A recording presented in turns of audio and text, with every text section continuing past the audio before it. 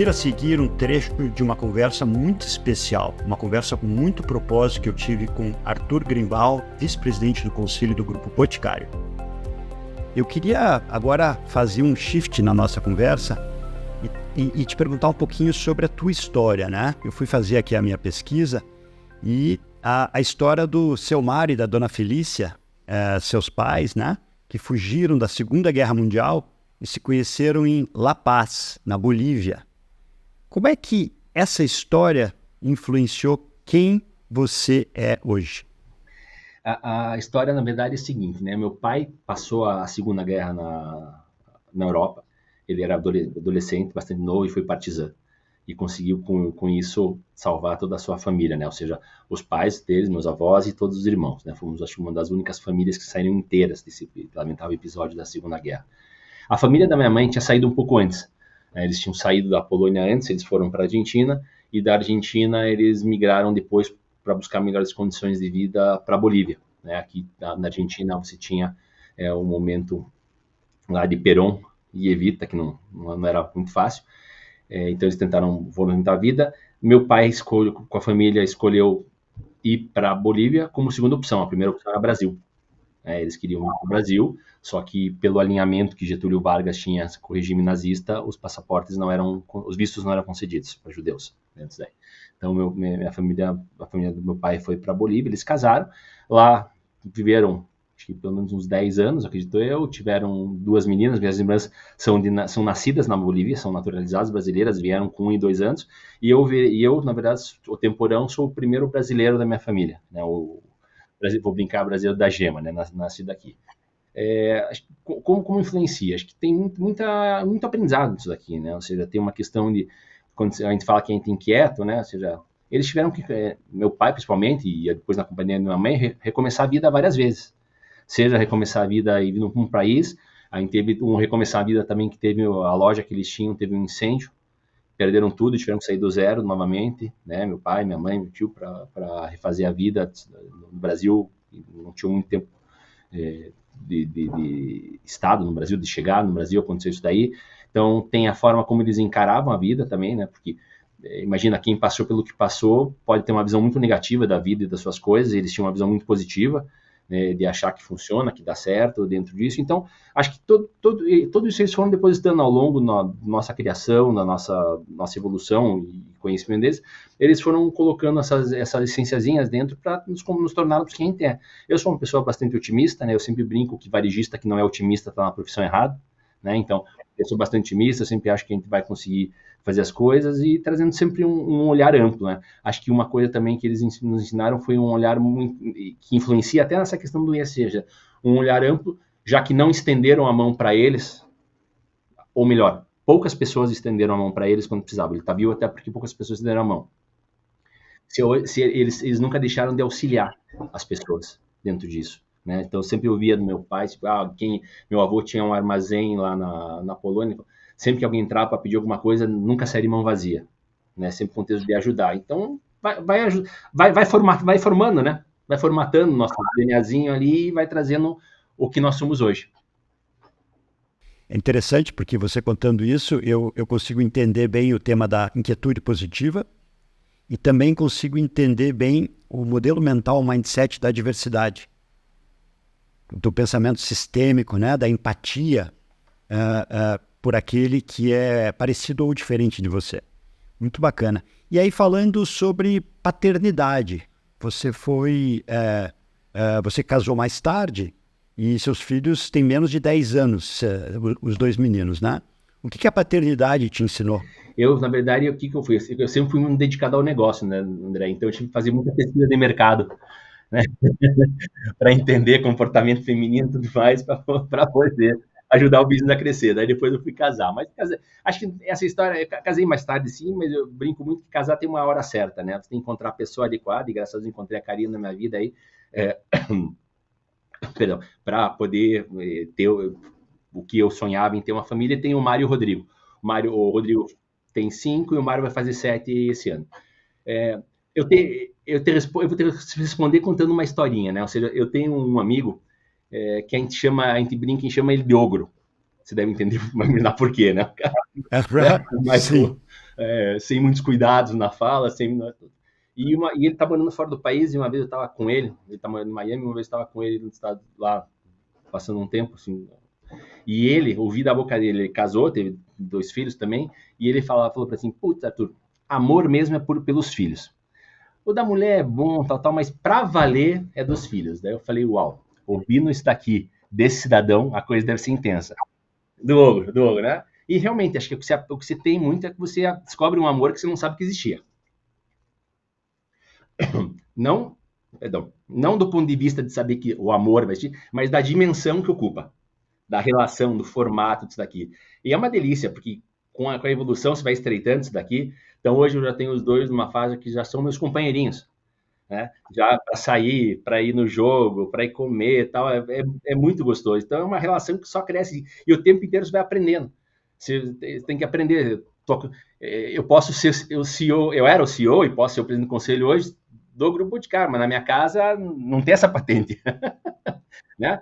Aqui tem que ser a conversa é mais larga muitas vezes. Sabe que, te ouvindo, eu lembrei de uma história. A madrinha da Dani, minha esposa, a gente estava grávidos, né? Ela grávida, mas eu brinco que eu engravidei junto do Lucas, nosso mais velho. E aí a madrinha dela vira para ela, a gente ia fazer uma viagem. Ela falou, aproveitem essa viagem, porque vai ser a última viagem que vocês vão fazer tranquilos, porque depois que nasce um filho, o coração habita fora da gente. Então, aonde quer que você vá, o coração está no lugar onde seus filhos estão. E é muito bonito e muito verdadeiro, né? Então, vamos falar um pouquinho sobre figuras de referência. Quem que você citaria como figuras de referência na sua vida? Pode ser pai, mãe, um professor, um mentor, né?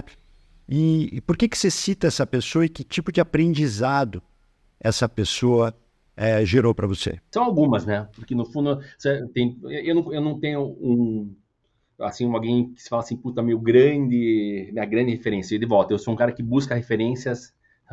Então, óbvio que tem uma referência muito grande que é meu pai dentro disso, pelo que a gente já comentou aqui, por resiliência, pelo formato e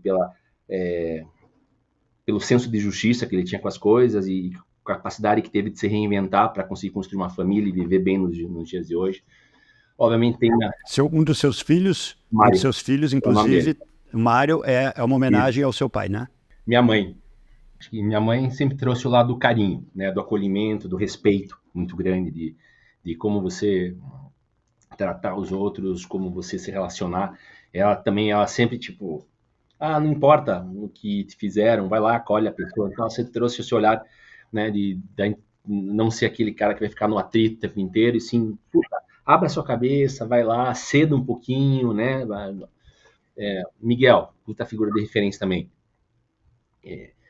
Eu era muito jovem, então sempre queria me informar da melhor maneira, fazer tudo, mas sempre aquela implementação puta, perfeita, como vai ser, como não vai ser, fé e fogo. E ele sempre me ensinou a ouvir meu coração nas decisões, né? Porque a gente acredita muito nesse negócio de sensibilidade, eu acredito muito, né?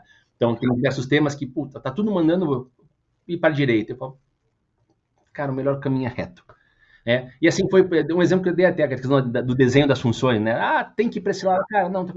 Então, ele me ensinou sempre a ouvir o coração ter o coração na tomada de decisões. Então, são muito fortes. Se eu for pegar o negócio olhando, né, um pouco externo disso daqui, eu tive um professor no cursinho, que você também deve ter tido, o professor Coronel Amauri, falecido já. Ele nos deu geometria, né? Isso mesmo, no fundo, do Dom Bosco. Exatamente. E para mim era uma figura, porque ele era um senhor já, mas era um senhor bem para frente do seu tempo, né? Não sei se você lembra, ele sempre vinha dar aula de tênis, jeans, gols de GTS, né? Mas mais do que tudo, ele através da geometria, ele mostrou que você não precisa, né? O poder de dedução que você pode ter das coisas te leva a conhecimentos maiores. Sempre entrar na questão de fórmula, sempre tinha uma porra de uma decoreba cá entre nós, desculpa o francês aqui, né? Quer dizer, e ele mostrava através da geometria que você não precisa decorar, você consegue deduzir. E aquilo me marcou também, porque eu uso muito essa questão de como eu deduzo as coisas, não é uma questão de ficar decorando, deduza, olhe, pensa, compõe o teu modelo. Então acho que quatro figuras é bastante importantes para mim. Muito, muito interessante.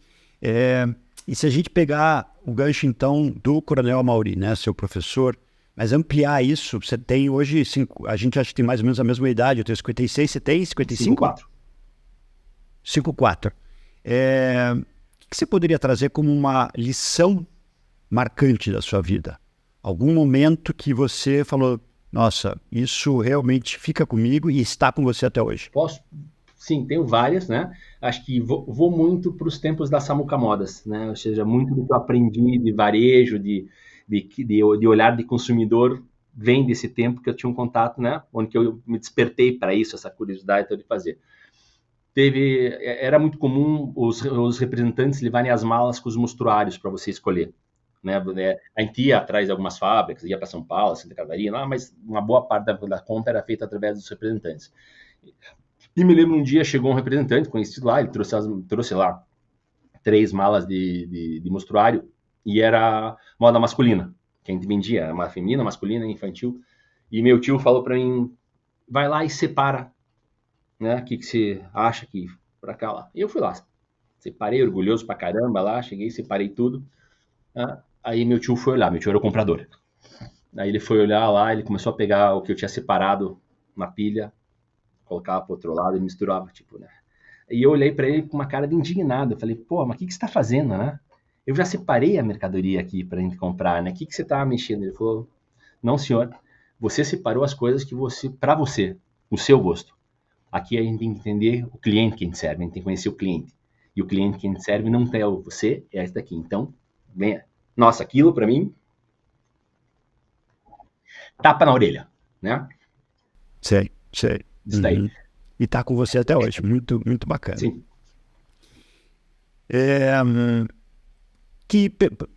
Dentro desse nosso propósito aqui de uma conversa, que pergunta você teria para mim nesse nosso bate-papo? Boa. Eu conheci uma pessoa muitos anos atrás, a gente estava num resort em Santa Catarina e a gente conheceu uma família muito bacana. E essa família, a pessoa que era o chefe da família, ele era um dentista, né, que na verdade virou dono de uma grande agência de turismo. E aí eu brinquei com ele, falei, mas por que, né? Mas minha irmã é dentista também, né? Mas como que o senhor fez essa modificação? Daí ele falou para mim, olha, ele era muito brincadeiro, ele falou, é que num consultório de odontologia você não consegue ter uma conversa inteligente. Porque só um fala, o outro acabou ocupado, não pode falar, né? E dá uma risada aqui. Então, eu achei bastante interessante. E minha pergunta para você também é essa. Você é um cara que se formou em odonto, né? Isso daqui, na Federal, tá? E hoje é um cara que é líder, inspirador e inspiração para as pessoas, mergulhado no ambiente de negócios. Por que esse shift? Né? O que te fez sair da questão da cadeirinha lá, de ampliar a clínica, para estar inserido no mundo do business hoje? Legal, obrigado. Veja, eu acho que a gente tem vários pontos em comum, assim, porque eu também sou um cara bastante inquieto. Essa inquietude positiva é algo que, quando você traz, você demonstra, ela ressoa muito com o que eu acredito e o que eu faço. Uma das palavras que me move é movimento, é realização. E eu jamais poderia ter ficado num consultório de odontologia. Eu fiz a opção por fazer o vestibular para odonto, sabe por quê? Também fui aluno do Coronel Amaury lá no Dom Bosco, né? Fiz cursinho e era o segundo curso mais difícil. O meu critério foi desafio. O primeiro, na época, estou falando de 1985, se eu não me engano, era medicina. E o meu critério veja, hoje eu sou headhunter, especialista em pessoas, mas a minha orientação vocacional foi a mais superficial possível, porque eu não tinha a menor ideia do que eu queria fazer. Eu era nadador, integrava a equipe do Clube Curitibano, participava de campeonatos brasileiros e só queria saber de treinar. E aí tinha que decidir o que ia fazer no vestibular com 16 para 17 anos. Então, como eu não tinha nenhuma ideia, eu passei pela lista de cursos, nada. Aí falei, bom, deixa eu ver o critério de dificuldade. Medicina, muito sangue. O segundo mais difícil, odonto. Será que eu posso fazer odonto? Aí dei um pulo no consultório do dentista do meu pai. Fiquei provavelmente uns 10 minutos de pé do lado da cadeira. E essa foi a profundidade da minha análise de orientação vocacional. E aí fiz o vestibular. Eu era um cara dedicado, sou dedicado até hoje, capricorniano, trabalhador. E aí acabei passando. E à medida que eu fui chegando perto da formatura, eu comecei a ver, meu Deus, agora vai acabar, porque a faculdade é uma época de diversão, momento de começar a lidar com pacientes e tal, mas daí, puxa, fazer isso pro resto da vida, exatamente nessa dinâmica de você não ter conversas, porque você tem 2 tipos de profissionais de odonto, né? Você tem aquele que fala por ele e pelo paciente, porque o paciente não pode responder, e tem aquele absolutamente quieto, perfil oriental, que você só fica ouvindo a musiquinha de fundo, né? E para mim, isso eu não me via fazendo isso o resto da vida. E aí eu comecei a dar aulas de inglês no Phil Young's, e ali eu comecei a ver, eu falei, nossa, isso aqui é muito o que eu gosto. Então eu dava aula para crianças, para adolescentes, para adultos. Eu era o professor que, para não traduzir, porque a abordagem, né, de você ensinar inglês para crianças, por exemplo, você tem que demonstrar. Então, vai falar cow. Eu não ia dizer que era vaca. Eu subia na mesa e eu imitava uma vaca. E as crianças adoravam. E aí eu comecei a perceber que eu tinha um talento para lidar com gente e que eu não poderia ficar preso num consultório. Então, a educação me mostrou isso. E aí eu acabei indo fazer várias coisas, porque eu sou... meu pai tinha uma agência de publicidade.